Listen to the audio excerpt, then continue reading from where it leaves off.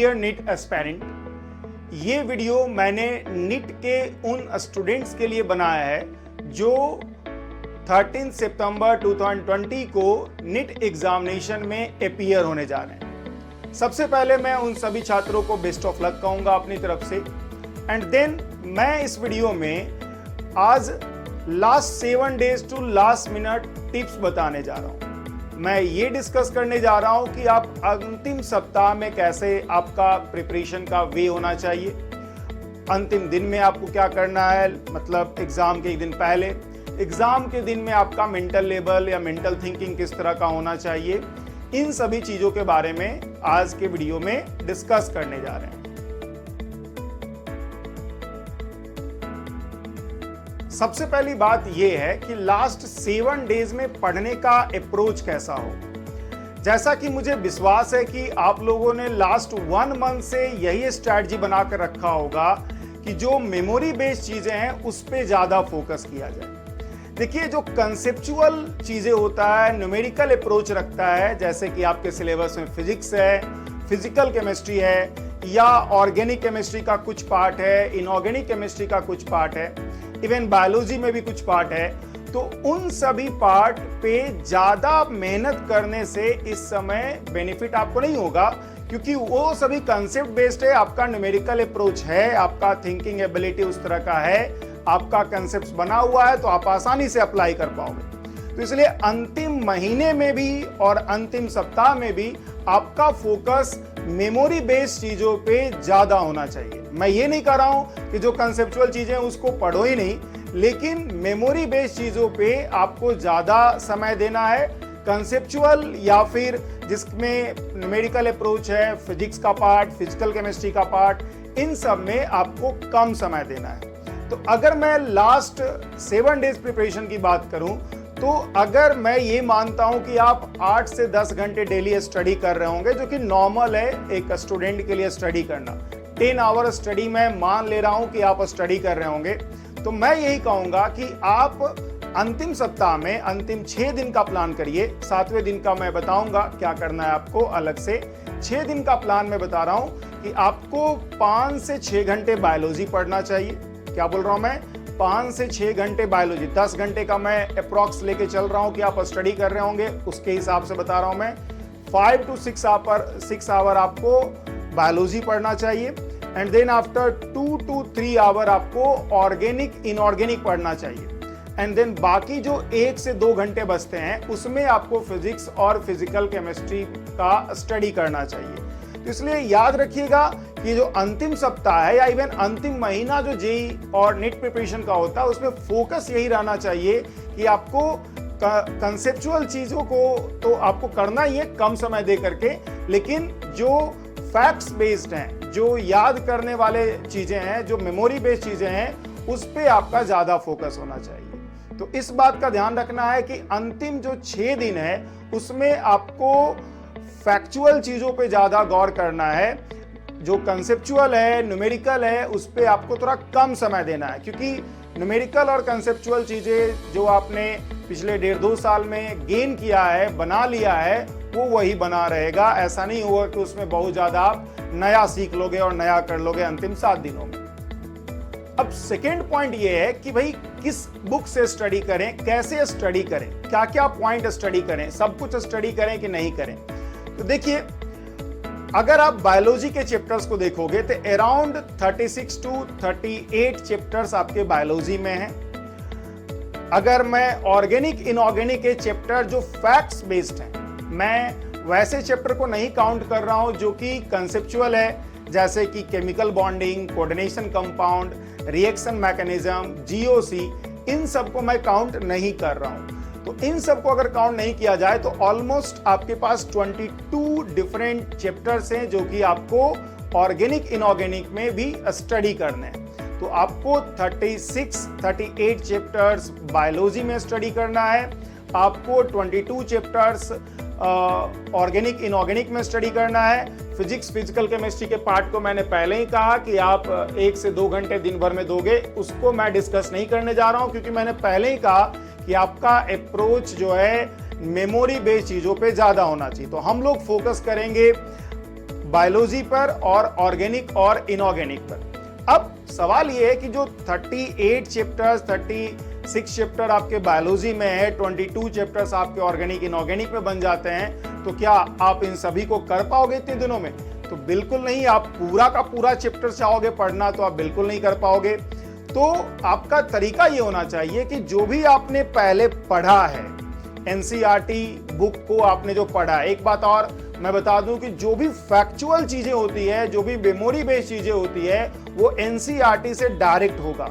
वो किसी और बुक से कि कोई और बुक स्टडी कर लेते हैं उससे कुछ गेन होना है, नहीं। आप एनसीईआरटी को फोकस करो मेमोरी बेस्ड चीजों के लिए, और एनसीईआरटी को आपको स्टडी करना है। अब एनसीईआरटी को भी आपको पूरा का पूरा स्टडी नहीं कर लेना है, बल्कि एनसीईआरटी में भी जो भी आपने पहले जब स्टडी किया तो जो अंडरलाइन किया है या कलर्ड किया है, उन सभी पॉइंट्स को आप स्टडी करो। खासकर वैसे पॉइंट्स जो कि मेमोरी बेस्ड चीजें हैं, उन सबको आप स्टडी करो। जो भी आपको इंपॉर्टेंट लग रहा है एनसीईआरटी में स्टडी करो। हालांकि इस स्टडी के दौरान आपको ध्यान हमेशा ये रखना है कि आपको जो भी चैप्टर्स है उन सबको कंप्लीट करना है विद इन 6 डेज। तो अगर आप विद इन 6 डेज कंप्लीट करना चाहते हो, 36 चैप्टर है, तो पर डे आपको 5 to 6 चैप्टर कंप्लीट करना होगा बायोलॉजी का। और इस अनुसार से आपको हर चैप्टर पे मैक्सिमम 1 आवर टाइमिंग देना है। उसी तरह से मैं ऑर्गेनिक इनऑर्गेनिक में वही बोल रहा हूं, मैक्सिमम आप 1 आवर टाइम दोगे। तो मैं फिजिकल और फिजिक्स के चैप्टर्स को छोड़ दूं, उस पे समय आपका न्यूमेरिकल अप्रोच है, आप अपने अनुसार दो। ऑर्गेनिक इनऑर्गेनिक और बायोलॉजी पे जो आपका समय होना चाहिए वो हर चैप्टर पे अप्रॉक्स 1 आवर। किसी में आप 40 मिनट्स में भी कर सकते हो, किसी में आप 1 आवर 30 मिनट्स में भी कर सकते हो। तो आपका जो एवरेज आना चाहिए ना हर चैप्टर का, वो 1 आवर होना चाहिए, ताकि आप 6 दिन में इधर 36 चैप्टर कंप्लीट कर लो बायोलॉजी का, 6 दिन में उधर 22 चैप्टर्स कंप्लीट कर लो ऑर्गेनिक और इनऑर्गेनिक का। तो क्या मैंने बोला, एनसीईआरटी फोकस करना है आपको। दूसरा पॉइंट, आपको मेमोरी बेस्ड चीजों पे फोकस करना है ज्यादा। तीसरा, आपको वही पॉइंट्स स्टडी करना है जो आपको इंपॉर्टेंट लग रहा है, जो आपने अपने प्रिपरेशन के दौरान अंडरलाइन करा है। तो इन सभी चीजों का आपको ध्यान रखना है अपने स्टडी करते वक्त इन लास्ट 7 डेज। एक बात मैं आपको और कहना चाहूंगा कि अंतिम 7 दिनों में आप कभी भी किसी लेंदी चीजों में ना उलझिए, क्योंकि होता यह है कि जब आप किसी लेंदी चीजों में कुछ ऐसे टर्म्स में आप उलझते हो या फिर फंसते हो, तो हो सकता है कि आपका कॉन्फिडेंस डगमगाए।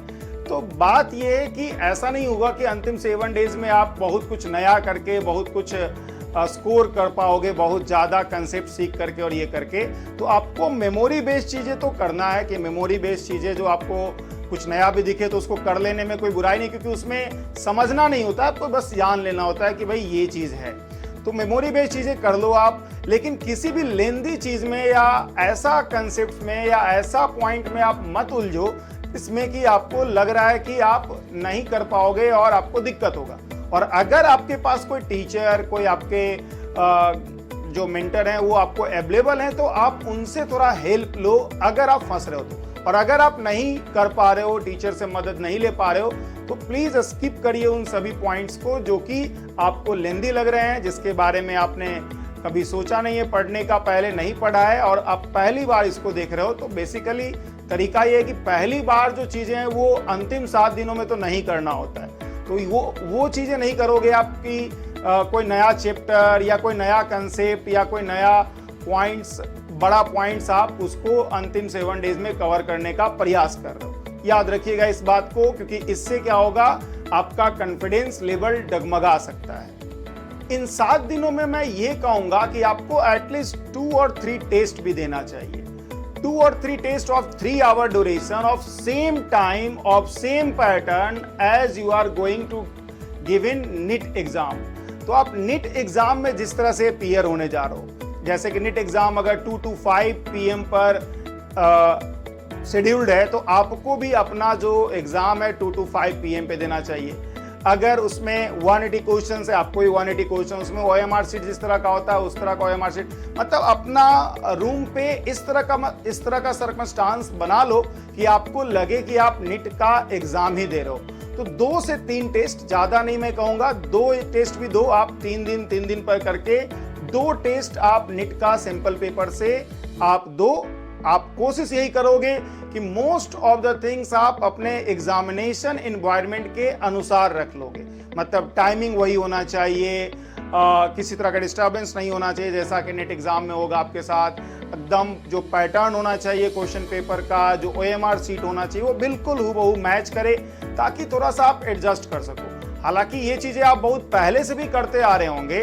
जो टेस्ट सीरीज लोग ज्वाइन करते हैं बच्चे, उसका मेन मोटिव यही होता है कि आप जब एग्जामिनेशन देने जाओ तो आपको कुछ बहुत ज्यादा नया और बहुत अलग ना लगे। लेकिन अंतिम 7 दिनों में मैं कहूंगा 2 टेस्ट, एक 3 दिन के इंटरवल पे, 3 डेज इंटरवल पे 2 टेस्ट दीजिए, सेम टाइम पे, सेम ड्यूरेशन में, सेम सर्कमस्टांसेस पे, और सारा कुछ पेपर और OMR सीट वगैरह सब कुछ सेम रखते हुए करते हुए। एक और बात मैं एग्जामिनेशन देते वक्त बताऊंगा आपको कि कभी भी अंतिम का जो 2, 3, 4 टेस्ट होना चाहिए, उसका जो लेवल होना चाहिए ना आपका, वो थोड़ा कम ही रखना होता है, ताकि आपका परसेंटेज या आपका स्कोर बेहतर रहे। अगर आप ऐसे क्वेश्चन पेपर को ट्राई करने का प्रयास करोगे जो कि लेंदी है या टफ है आपके हिसाब से, और निट के हिसाब से भी टफ है, बहुत सारे टेस्ट सीरीज में सैंपल पेपर में ऐसे क्वेश्चंस होते हैं जो कि निट लेवल एग्जाम से अपर लेवल के होते हैं, तो वैसे टेस्ट पेपर को अभी तो नहीं करो। अंतिम का 4-5 टेस्ट बोला जाता है, ऐसा देना चाहिए जो कि आपका जेई या निट जो भी एग्जाम की तैयारी कर रहे हो, फिलहाल मैं निट की बात कर रहा हूं, तो निट पैटर्न के पैरेलल होना चाहिए। ऐसा नहीं होना चाहिए कि बहुत ज्यादा या इवन बहुत लो भी नहीं होना चाहिए।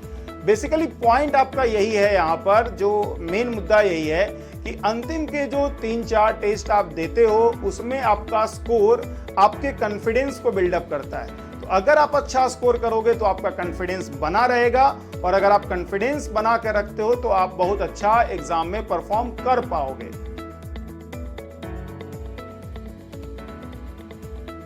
एग्जाम के एक दिन पहले की अगर बात की जाए तो आपको एग्जाम के एक दिन पहले और कम स्टडी करना है। मैं यही कहूंगा कि आप 5 आवर स्टडी कर लो।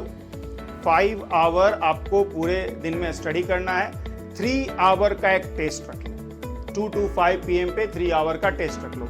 आप चाहो तो कम भी पढ़ सकते हो, ये आपकी मर्जी है, लेकिन मैं यही कहूंगा कि नॉर्मल जो आपका स्टडी का टाइमिंग 10 आवर्स है, तो आप 8 आवर्स कर लो, 6 आवर कर लो, आपके अनुसार, ठीक है।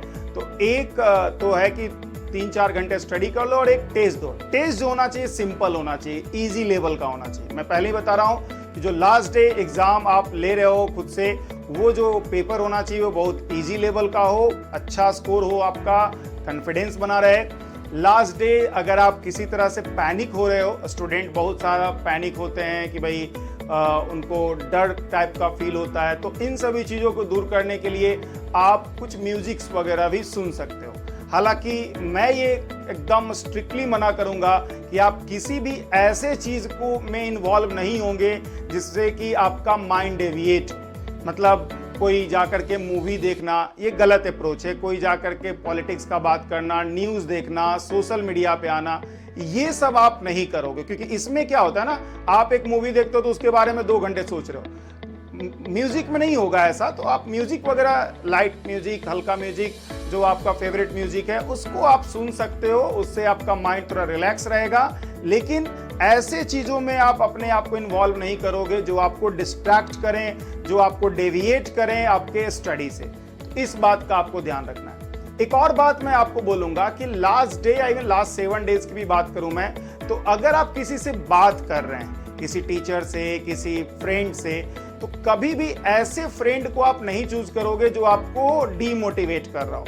आप या तो किसी से बात ना करो, अपना प्रिपरेशन पे, अपने स्टडी पे फोकस रखो, और नहीं तो फिर ऐसे लोगों से आप कांटेक्ट कीजिए जो आपको मोटिवेट कर रहा हो, जो आप में पॉजिटिविटी इंसर्ट करे। कोई भी बंदा जो आप में नेगेटिविटी इंसर्ट कर रहा हो या किसी भी तरह से आपको फ्रस्ट्रेशन उससे बात करके होता है, आप उससे बिल्कुल बात नहीं करोगे इन सभी डेज में, लास्ट 7 डेज में, या फिर लास्ट जो एग्जामिनेशन के एक दिन पहले है उनसे बात नहीं करोगे। पॉजिटिविटी मेंटेन रखना अपने माइंड का बहुत जरूरी है, तो इन बातों का आपको ध्यान रखना है। कम स्टडी करना है, दूसरा, आपको एग्ज़ाम जो लेना है वो हल्का एग्जामिनेशन लेना है, मतलब उसमें जो क्वेश्चंस का लेवल हो वो कम हो। ये दोनों चीज़ आपको जो स्टडी के पॉइंट ऑफ व्यू से है लास्ट डे में, वो मैं बता रहा हूँ। आपको अगर अपना मन बहलाना है तो आप म्यूजिक वगैरह सुन सकते हो, लेकिन किसी भी ऐसे चीज़ों में इन्वॉल्व नहीं करोगे जिसमें कि आपको डिस्ट्रैक्शन बहुत ज़्यादा हो जाए।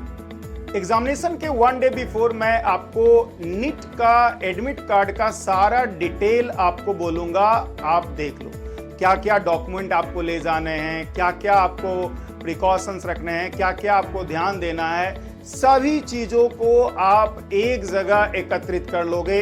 अगर कुछ चीज़ ले जाना है आपको तो एक फाइल बना लोगे, ताकि वो फाइल आपके पास हो, और जब आप एग्जामिनेशन के लिए आगे अगले दिन जा रहे हो सेंटर पर, तो आपका कोई भी डॉक्यूमेंट ना छूटे। तो इस बात का बहुत ध्यान रखना है कि आपको एग्जामिनेशन सेंटर पे जाने से एक दिन पहले ही सारे डॉक्यूमेंट, सारे चीज़ें जो आपको ज़रूरत है, जो बोला गया है नीट एग्ज़ाम के एडमिट कार्ड में आपको अपने पास कैरी करने के लिए, उन सभी को एक जगह एकत्रित करना बहुत ज़रूरी है।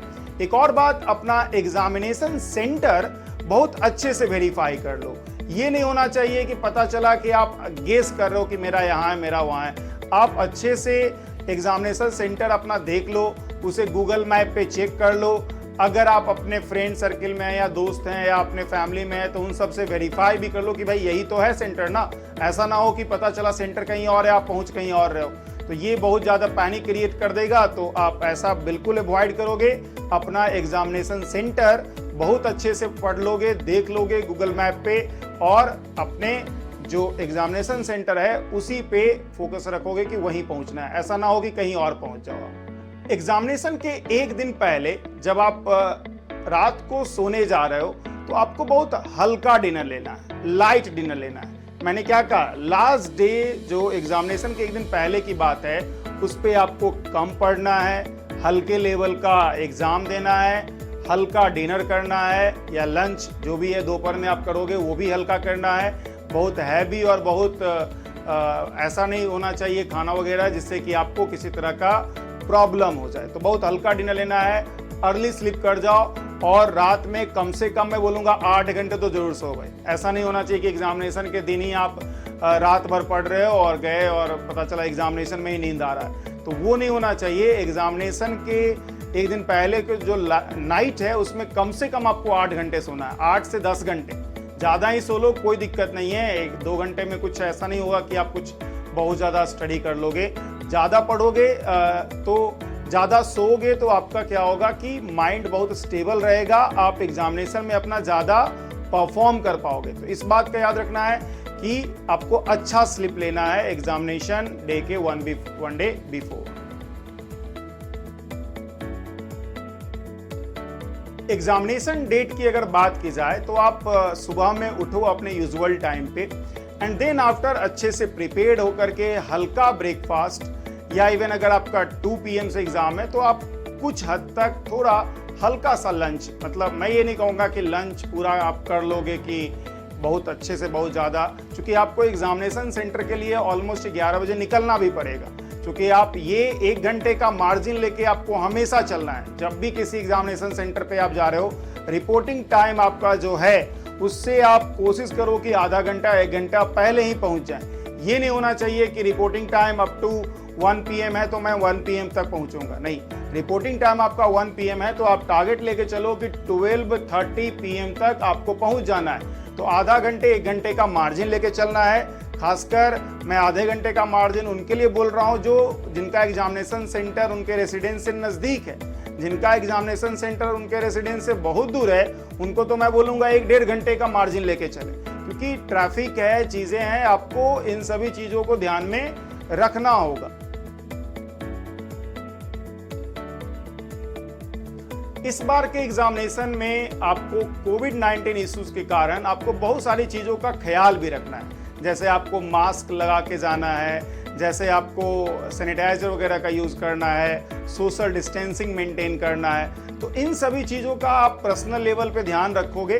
वैसे एग्जामिनेशन सेंटर पे आपको लोग इन सभी चीज़ों का ध्यान रखेंगे ही, लेकिन आप अपने पर्सनल लेवल से, रेसिडेंस से लेकर एग्जामिनेशन सेंटर के बीच में इन सभी चीज़ों का ध्यान रखोगे और याद रखोगे कि ये कोविड-19 का जो इशू आ गया है जिसके कारण से आपका एग्जामिनेशन बहुत लेट हो रहा है, ऐसा नहीं है कि आपको बहुत ज़्यादा ट्रबल कर देगा।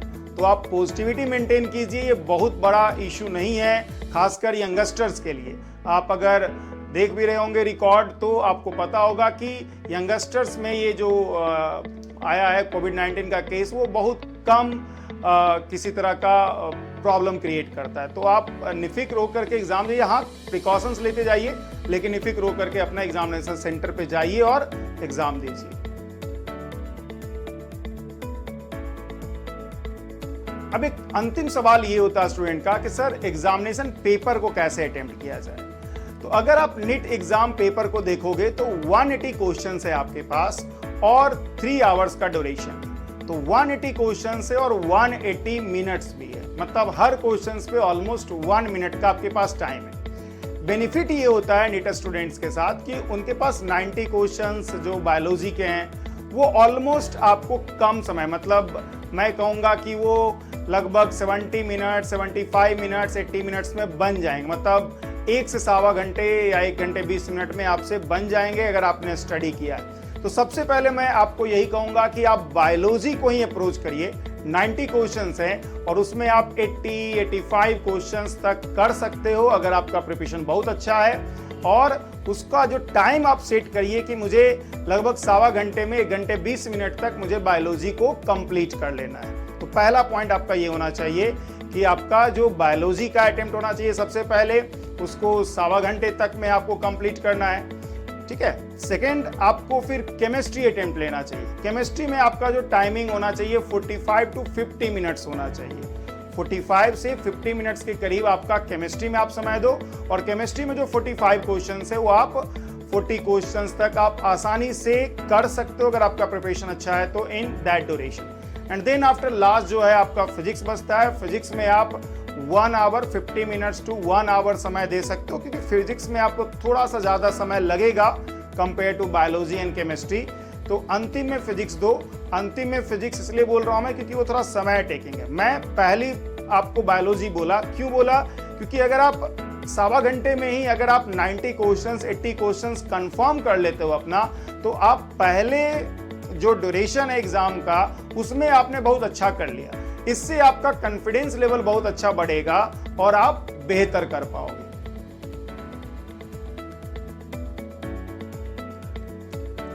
एक अदर क्वेश्चन होता है नीट स्टूडेंट्स का कि क्या सर उन्हें गेस करना चाहिए। तो देखिए आंसर करते, चूंकि नेगेटिव मार्किंग है, नीट एग्जाम हो, जेईई एग्जाम हो, सब में नेगेटिव मार्किंग होती है और इसलिए आप गेस करके कुछ भी टिक कर दो, ये तो गलत ही है। हालांकि नीट एग्जाम में कभी कभी मैं क्वेश्चंस देखता हूं तो मुझे केमिस्ट्री में नजर आता है कि कुछ क्वेश्चंस ऐसे जरूर होते हैं जिसमें आप एलिमिनेशन से क्वेश्चन बना सकते हो। एलिमिनेशन मेथड का मतलब है कि आपने अगर क्वेश्चन पढ़ा, 4 ऑप्शन दिए हैं तो 2 ऑप्शन ऐसे ही आप एलिमिनेट कर लोगे। 2 ऑप्शन आपको लगेगा कि क्वेश्चन से उसका कोई वास्ता ही नहीं है। मान लो आपको सरफेस केमिस्ट्री का सवाल है और 2 ऑप्शन जो है आप देख रहे हो कि किसी और पी ब्लॉक का या कुछ ऑर्गेनिक केमिस्ट्री का या पॉलीमर का कुछ पॉइंट दे दिया है, तो ऑब्वियस सी बात है 2 पॉइंट तो आपने ऐसे एलिमिनेट कर लिया, तो आपके पास तो 2 ही ऑप्शन बचा ना। अब उन 2 ऑप्शन में आप कुछ हद तक गेस कर सकते हो। तो बात यह है कि अगर आप गेस भी करके आंसर बनाना चाहते हो, करना चाहते हो, तो ये 4 ऑप्शन में से कोई भी एक गेस कर दिया वो गलत है। आपको इतना पढ़ा होना चाहिए कि भाई आपको लगे कि हाँ भाई ये जो क्वेश्चन है वो उसका ऑप्शंस ये 1-2 ही होना चाहिए।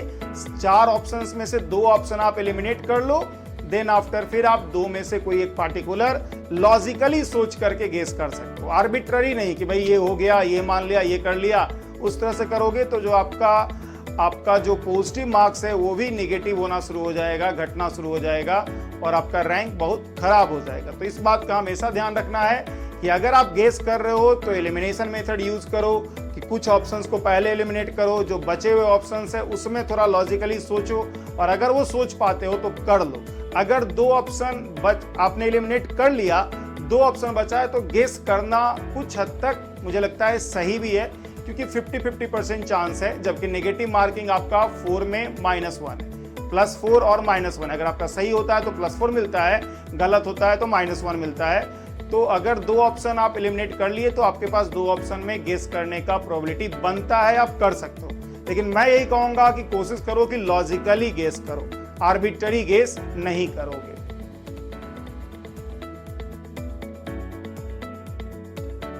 अब देखिए, नीट एग्जाम एक हाई स्कोरिंग एग्जाम है। आप 180 क्वेश्चंस में मैक्सिमम मार्क्स 720 है, लेकिन आप देखोगे कि जो स्टूडेंट्स का मार्क्स वो बहुत ज़्यादा रेंज में रहता है। मतलब अगर बहुत अच्छे स्टूडेंट्स हैं तो उनका मार्क्स 650 प्लस रहता है, 650 टू 700, 710 तक देखा गया है कि मार्क्स रहा है बच्चों का। तो और दूसरी बात ये है कि देखिए, टॉपर्स का तो हो सकता है कि हमेशा जेईई एडवांस में टॉपर्स का बहुत मार्क्स आ जाता है, लेकिन वहाँ पे एवरेज नहीं उतना जाता है। लेकिन नीट एग्जाम में एवरेज भी ऊपर चला जाता है। तो आपको अगर नीट एग्जाम में गवर्नमेंट कॉलेज में एमबीबीएस वगैरह लेना है टॉप 10 कॉलेज में, तो आपको 600 से तो प्लस मार्क्स रखना ही होगा। मतलब 150 क्वेश्चन तो एग्रीगेट सही होने ही चाहिए। अब 150 क्वेश्चन एग्रीगेट सही होने चाहिए, इसका मतलब आपको 160, 170 अप्रोच करना होगा, या इवन उससे ज्यादा। अगर आपको 180 में 180 क्वेश्चंस आ रहे हैं तो वो भी करिए आप, अगर आ रहे हैं तो। और अगर नहीं आ रहे हैं, 10 क्वेश्चन छोड़ रहे हैं आप, तो कोई बात नहीं, 170, 160, 165 भी आपने अप्रोच करा है एक्यूरेसी के साथ, तो आपका एक बहुत अच्छे कॉलेज में एमबीबीएस सीट रिजर्व है। आप आसानी से उस सीट को कैच कर पाओगे। तो इसलिए आपको हमेशा ध्यान रखना है कि आप 160 प्लस ही अटेम्प्ट करोगे अगर आप एक अच्छे गवर्नमेंट कॉलेज में एमबीबीएस सीट चाह रहे हो तो।